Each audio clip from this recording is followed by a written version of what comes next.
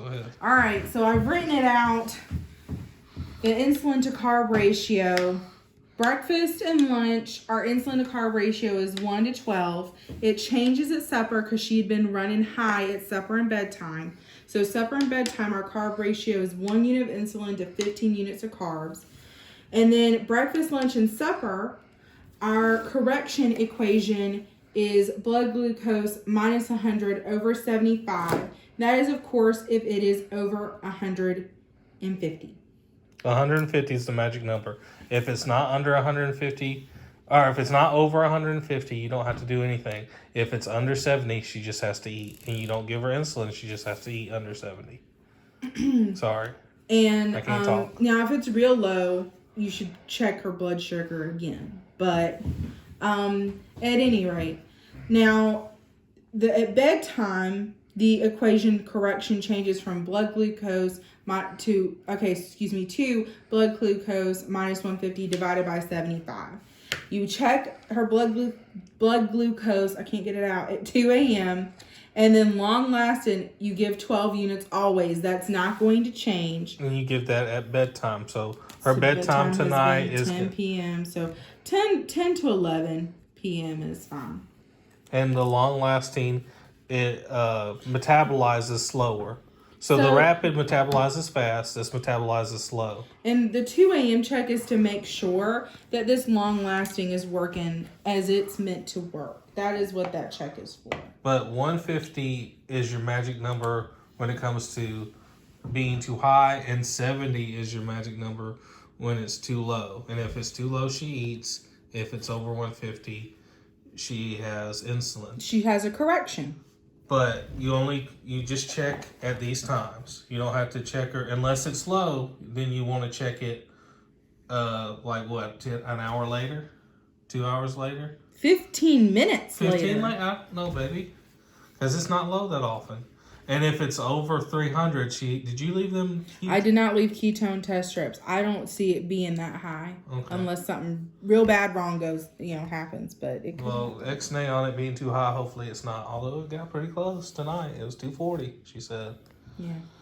But I didn't want to be mean, but her body is not gonna naturally produce insulin. So if it's ever over 150, she has to have a shot because it's not gonna adjust itself because her body just simply is not doing that anymore, which is weird how that is, but that's what it is.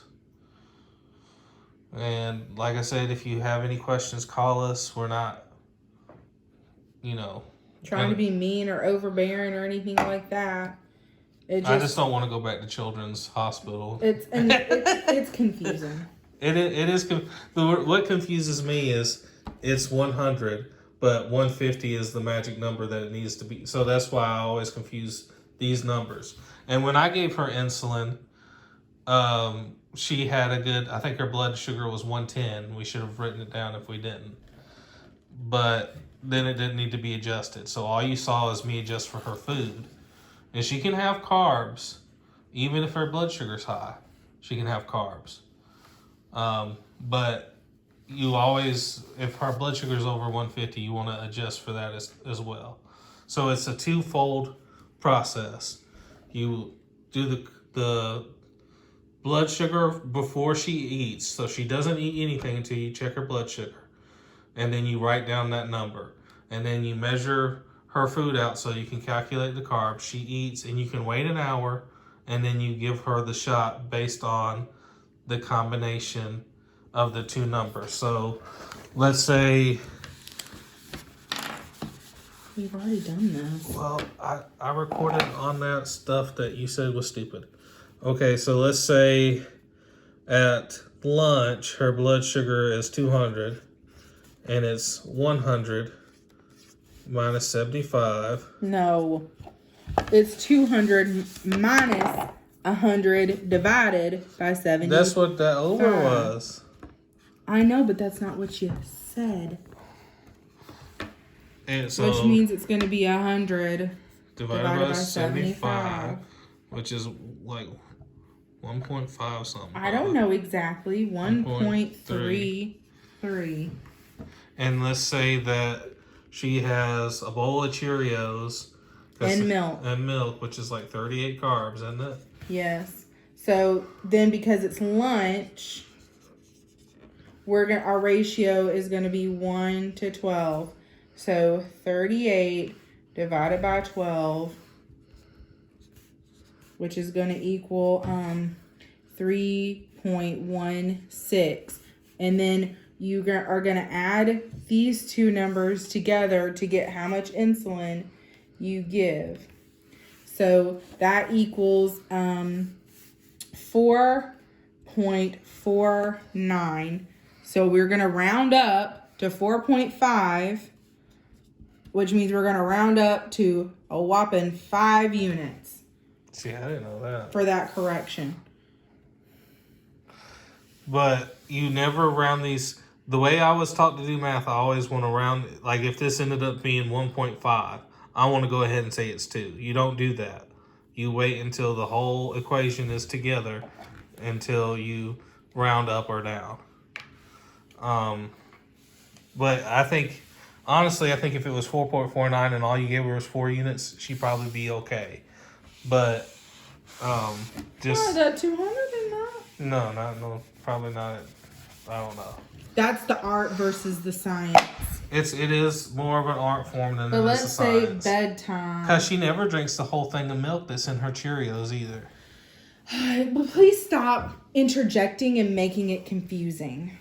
Let's say it's bedtime and she has a normal blood glucose range. So let's say it's 106 minus 150 divided by 75. Well, then we don't have to worry about this equation anymore. We would just calculate for if she has a snack. So let's say she has those cheese puffs. Our bedtime ratio for carbs is 1 to 15. And I want to say I looked up the cheese puffs and 1 ounce is, in fact, 15 grams. So, 15 divided by 15 is 1, which means you give 1 unit. And that's because she ate the carbs. Now, if it's the other way around and she eats one of those Carb Master yogurts, well, we don't correct for her food. But let's say her blood glucose was 206. Well, we got to correct for that. So 206 minus 150, 56, divided by 75, which is going to equal, we'll write it down here, 0.74. Well, we're going to round that up to 1 unit. So I hope that makes sense. I feel like I sound like such a jerk. Well, I'm not trying to. But if, let's say, all she wants is that Carb Smart yogurt and her blood sugar's in normal range, then she might not even need a shot at all. She might not need a shot, but if she gets hungry later, let's say you give her breakfast at 9, she eats a Carb Master yogurt. You don't have to worry about that at 9. But let's say at 11 o'clock she gets really hungry and asks you for a peanut butter and jelly sandwich. I don't know how many carbs are in your bread, but I'll do it with mine. So at 11 a.m., you don't worry about the blood glucose anymore because it's been 2 hours, right, since you took it. So don't worry about that first equation. We're just going to correct for carbs. And at 11 a.m., we're going to do our 1 to 12. So let's say she has that peanut butter and jelly sandwich. You give her a full one. For 2 slices of bread, that's going to be 26 grams of carbs. For a tablespoon of jelly, that's going to be 13 grams of carbs. And for 1 tablespoon of peanut butter, that's going to be 4 grams of carbs. So that is going to total 43. And we're going to divide that by 12. Oh my gosh, Rebecca. 43 divided by 12. And that's going to equal 3.58. We'll round up. And you're going to give 4 units. And the reason is because her 11 a.m. snack is more than 15 grams of carbs. So we need to correct for that. You don't have to worry about the blood glucose again. But we need to correct for that snack. But let's say, she asked for a piece of ham and a Carb Master yogurt. You don't have to worry about correcting for that at 11 a.m. Yeah, I mean, like I said, we have our phone. If you have questions, ask. Please don't hesitate to call because we'd rather be safe than back at Children's Healthcare, Eggleston, Scottish Rite, whatever you want to call it. And we love you. Call us if you need us.